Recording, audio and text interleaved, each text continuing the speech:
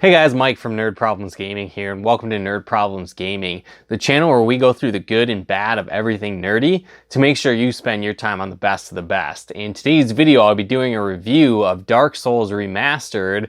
Is it worth it? So stay tuned.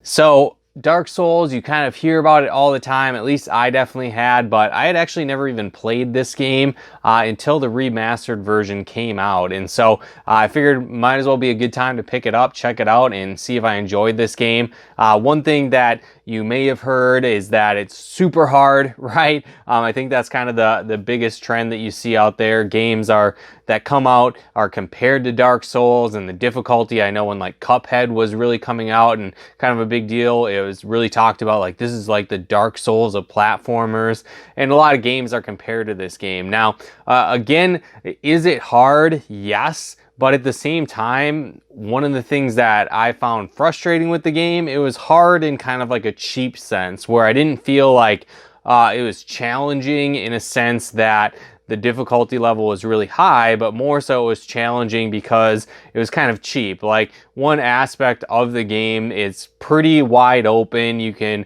kind of go any direction you want. There's very little instruction or hand holding or telling you where to go. Another thing with this game is the storyline is very minimal. So again, if you are into RPGs like I am, I'm a huge fan of like the Skyrim, the Oblivion, Final Fantasy games, huge RPG fan myself. But one aspect that I really like about RPG games is the storyline. That really keeps me connected, keeps me wanting to play the game. And this storyline is very minimalistic. And so not only is like the walkthrough as you play the game very hands-off, you're kind of just left on your own to figure out everything, even where to go in the game, and that leads to some difficulty and challenges, and why I think it's touted as very hard and very frustrating, and why, again, I kind of circle back saying that it feels kind of cheap to me when you die so frequently in the game. So get used to seeing that game screen of you died. It's probably the most common thing you're going to see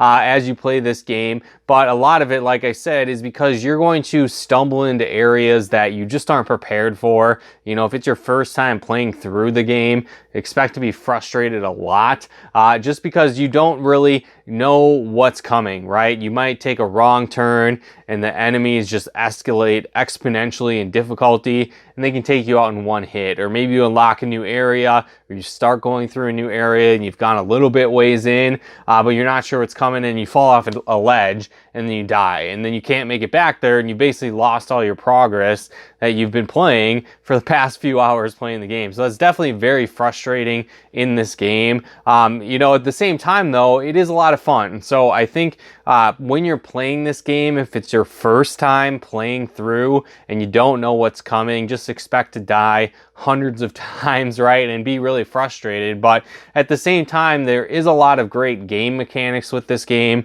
I think it can be pretty addicting.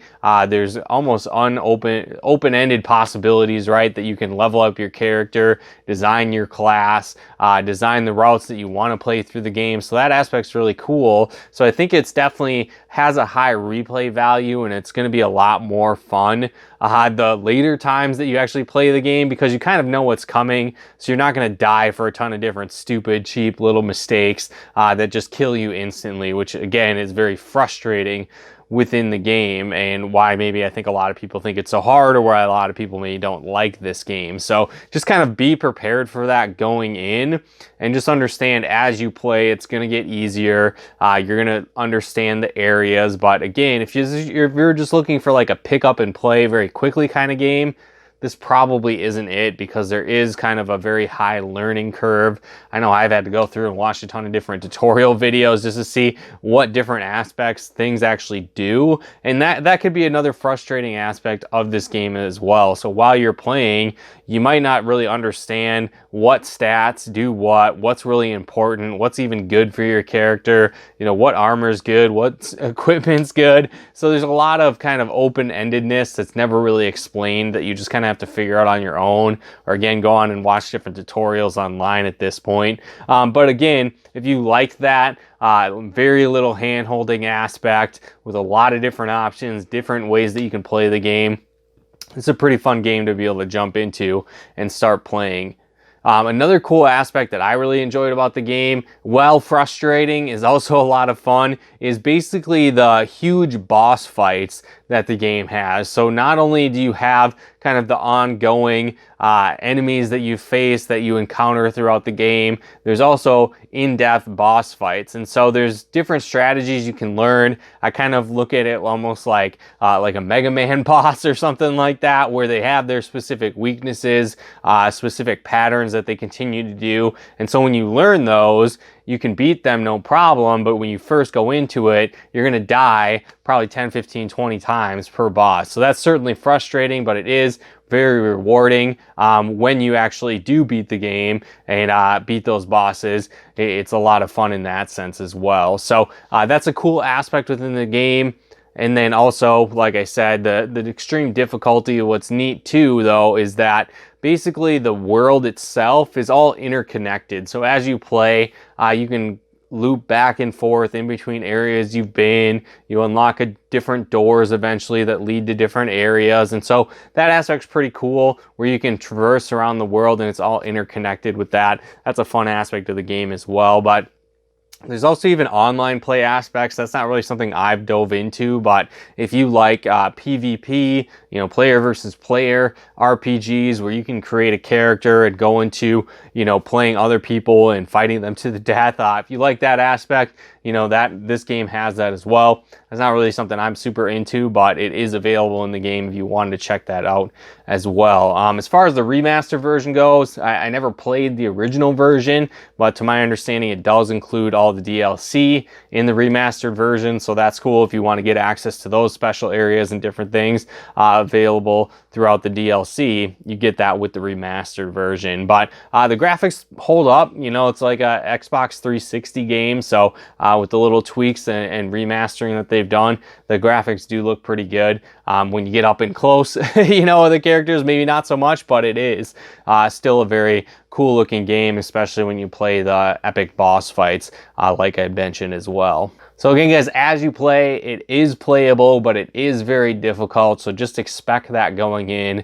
And then I think kind of once you master the game mechanics, learn what you're doing in different areas, this game can be a lot more fun as you play through multiple times, because then you could choose a different play style. Maybe you want to focus on magic the next time, or maybe kind of like a thief class, or maybe super heavy armor, whatever the case is. There's a lot of different options you can kind of pick and choose from, and classes you can start with, and then it's kind of choose your own adventure from there. And so in multiple playthroughs, you're probably not going to die as much because you kind of know what's coming, you know how to prepare, and I think that could make the game a lot more fun in the future as you play it on an ongoing basis. But if you don't have a ton of time to commit to this game and you're only really playing it for the first time, expect a lot of deaths and a lot of frustration. But if that's your thing, by all means, I think it's worth picking up, worth checking it out and adding to your nerd library. So again, guys, hopefully you got some benefit and value out of this video. If you did, feel free to comment and share. Let me know in the comments below if you think that this is brutally tough, right? If you don't like this game because it's too hard, or you think that that it's appropriate, you like that play style of kind of trial and error until you succeed playing this game, definitely let me know in the comments below. If you like Dark Souls, you recommend it, you think the other ones are worth picking up, like I said, this is the first one I've played. Is it worth picking up? Dark Souls 2 and 3? Definitely let me know in the comments below as well. But if you haven't done so yet, feel free to subscribe and turn on the bell notifications to get updates of the latest videos that we put out here.